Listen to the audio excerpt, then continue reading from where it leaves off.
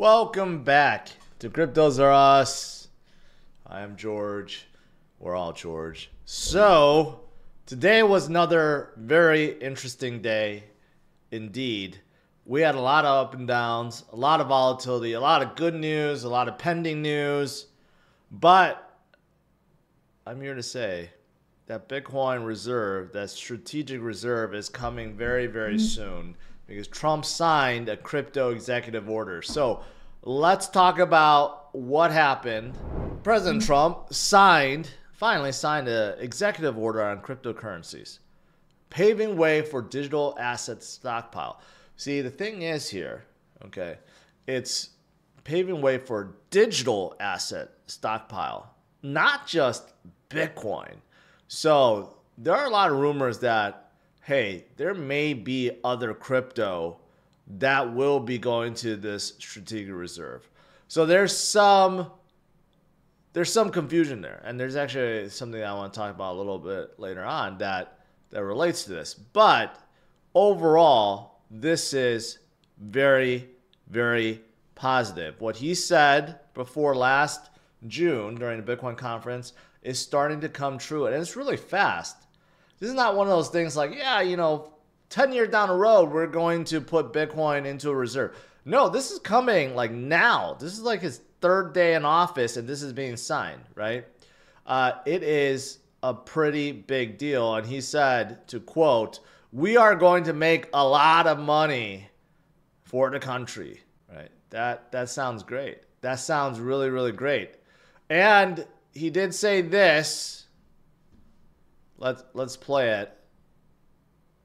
This reduce the cost of virtually all goods and services. It'll make the United States a manufacturing superpower and the world capital of artificial intelligence and crypto.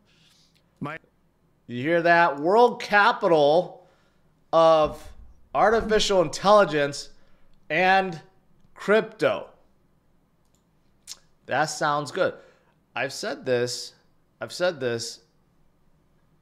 This year is going to be very interesting, especially in the US.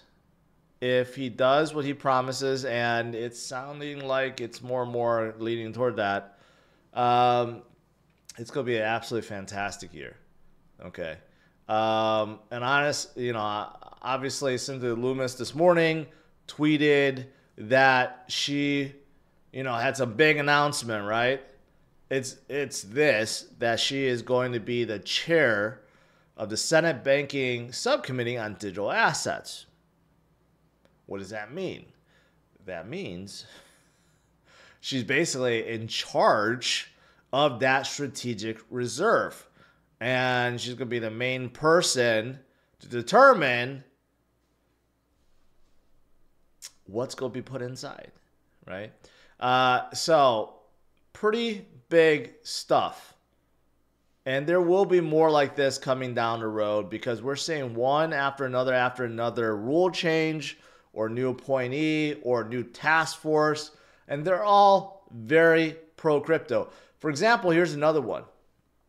The SEC, okay, they just kicked off the crypto task force to create a new framework for Bitcoin. And now they rescind this, the SAB 121, which now allows, I didn't even know this was a thing. I thought banks could custody Bitcoin, but once upon a time, someone threw in this new thing that disallows them to, but that has just been rescinded. So now banks can now custody Bitcoin. Not that, this is a good idea.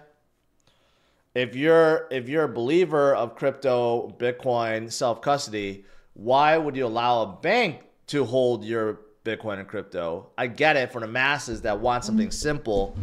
It could make sense. But imagine if Trump tells FDIC to assure the Bitcoin and crypto being held at banks.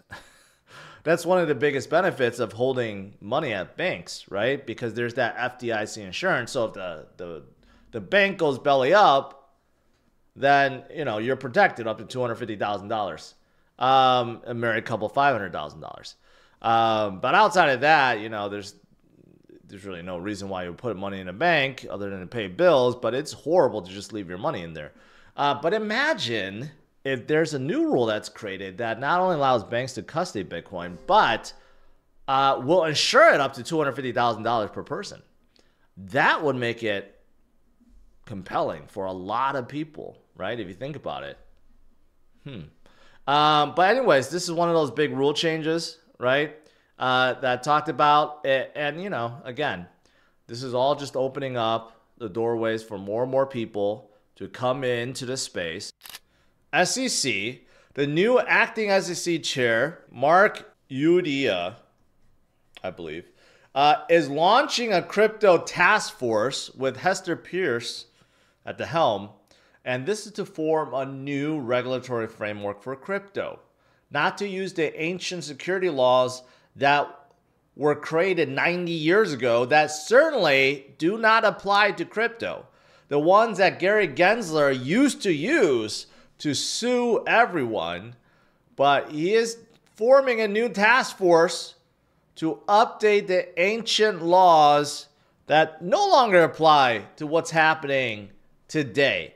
That is very positive. And Hester Pierce, you guys know, she's considered crypto mom, very outspoken SEC commissioner, and she's probably going to make things really good, really fair too. So that came out today, and obviously this is a new appointee from Trump. Although he's just the acting SEC chair, maybe it becomes the full one. I don't know. Yes, Ross Ulbricht is pardoned by Trump. So this was something that Trump promised. So he got his pardon. He's been in prison since 2013. 12 years. He was serving a life sentence for his involvement with the Silk Road. Right? So that's pretty positive. So Trump is following through with everything he has been saying. Every other CEO of every other major bank is giving praise. Here's a good one. Bitcoin is not a threat to the dollar, which is good, right? And I think by now we know this. No one thinks Bitcoin is a threat to the dollar, but Bitcoin is a phenomenal store of value. It's still a great medium exchange, and it's the best hedge against inflation that we have. And this is all on top of the most decentralized and secure network on the planet. So yeah. But you know, every CEO of every major bank is coming around because they have really no choice, either to embrace or to die. That's really what it comes down to. Whale activity has been picking up all week. Okay, and again, it's not going to stop. Realized cap hits 832 billion as 100K inflows begin to slow, but still we are going to head a lot higher.